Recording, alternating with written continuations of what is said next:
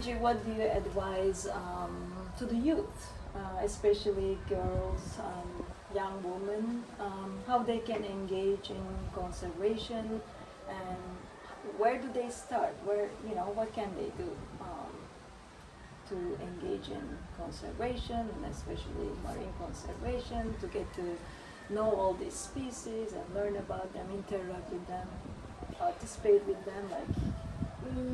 I think there's many ways to be involved or engage.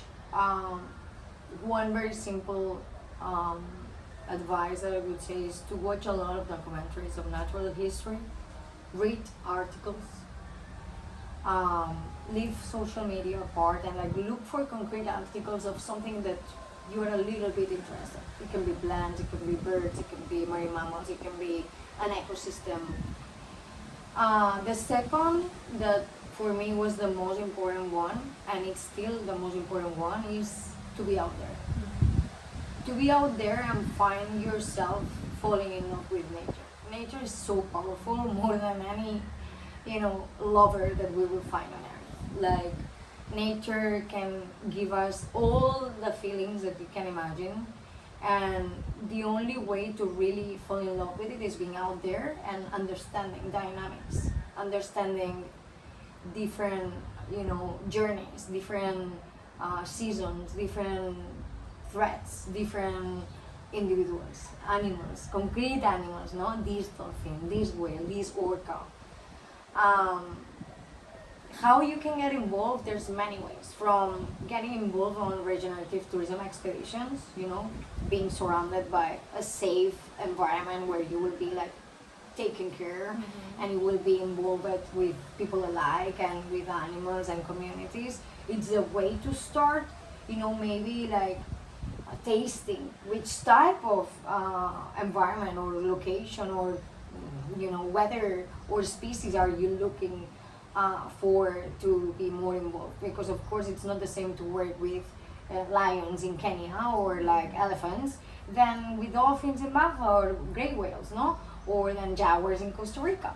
So I think that a very good way to get involved is to explore with the right platforms, regenerative tourism or sustainable platforms, or find a volunteering project where you can join them for a month, 2 months, 3 months, and then start traveling and immerse yourself in different cultures, tastes, smells, climates, sounds of a species, and then slowly you are creating yourself the opportunity to understand who you are within this world. No, if you're really interested on doing something for conservation, it doesn't mean that you want to save it all or that you are interested in everything. Maybe you have a favorite species. Maybe you get obsessed with hummingbirds, and they are super important for our conservation because they are pollinators, no?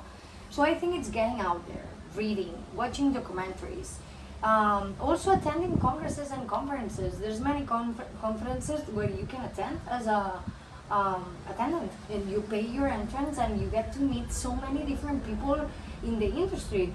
And then also I think that talking about it, if you're really into social media, then use social media for your good and get into this, if it's Facebook groups where people share nature photography or like cetacean information, or like follow these, conservation leaders or photographers or researchers in their social media platforms to learn something every day instead of being scrolling and being, constantly boosted by marketing of brands. I think that another important thing is to understand our time is limited, so the faster, if possible, where everybody understands what's their favorite area within the conservation world, the better, because we should have started doing this 20 years ago, no? And there's not that much time to lose. However, everybody has its own journey, so sometimes it can get a little bit overwhelming, and you can feel lonely, you can feel like your community or surroundings do not understand why you want to be part of conservation and devote your life to something like this. It's a matter of like also being very strong and focused, and you really need to believe that yourself are gonna make a difference. If you don't believe in your own voice and in your own actions, and you are committed to something, and this something is a healthier planet, and in this healthier planet, it's also you, no? But it's not about you. It's about getting into a community that is trying to understand what is happening with our natural resources, and never give up. I think that something that my grandmother used to tell me, like, before I said goodbye to her, no? Before she died, actually, I had a project in Africa, and I told her, like, should I go or should I stay, because maybe you're gonna die? And she was like, no, Reggie, keep on with your mission and your dreams and everything, no? Like, I really believe in you, and you believe in you, so do it. So I think we need to be strong women, and we need to believe that even if we are women, we are capable of everything.